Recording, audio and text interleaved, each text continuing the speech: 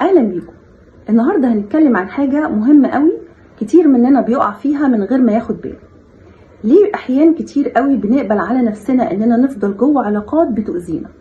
وليه بنقبل هذا الاذى العاطفي والنفسي على نفسنا؟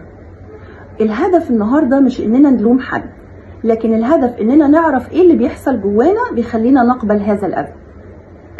سؤال مهم جدا لازم نعرف اجابته، هو احنا ليه اصلا بنقبل بالعلاقات المؤذية؟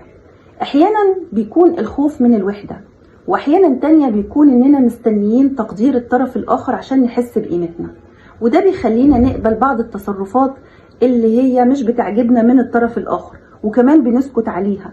لا، واحيانا كمان احنا بنغير كلامنا وافعالنا عشان نرضي الطرف الاخر. ازاي تعرف ان انت في علاقة مضرة؟ اذا كنت طول الوقت حاسس بقلق وخوف من تصرفات الشخص الآخر، وإذا كنت دايما بتلاقي نفسك بتحاول تغير من نفسك بشكل كامل عشان ترضي الطرف الآخر، ولو لقيت نفسك دايما عندك تعب وألم نفسي بسبب تصرفاته وده بقى جزء من يومك، يبقى أنت هنا ده الوقت الصح إنك أنت لازم تقف وتفكر وتشوف نفسك، علشان دي بداية الوعي الحقيقية. بعد ما عرفت ان انا كده في علاقة مؤذية، جه بقى دور ان انا اعمل خطوات للتحرر من العلاقة المؤذية والتخلص من النمط المؤذي.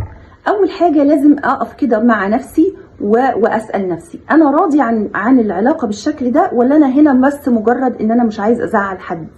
تاني خطوة ان انا لازم اتعلم احط حدود واضحة واقول لا. الحاجة اللي مش عاجباني لازم اقول فيها لا من غير ما احس بالذنب. تالت خطوة دي مهمة قوي، انت لازم تراقب مشاعرك وافكارك كويس جدا واكتبها. شوف ايه اللي بيضايقك واكتبه، شوف المشاعر دي كان ايه سببها، واتصرف على طبيعتك وبدون ضغط. خطوة ودي مهمة لان هي مبنية على الخطوات السابقة، هتلاقي وعيك يرتفع، ومن هنا انت هتحس بقيمتك وهتحمي نفسك من الألم المستمر. ده اول خطوة. راقبوا مشاعركم، حطوا حدودكم، خليكم صادقين مع نفسكم قبل اي حد تاني. لو عجبتكم الحلقة اشتركوا في القناة وفعلوا الجرس.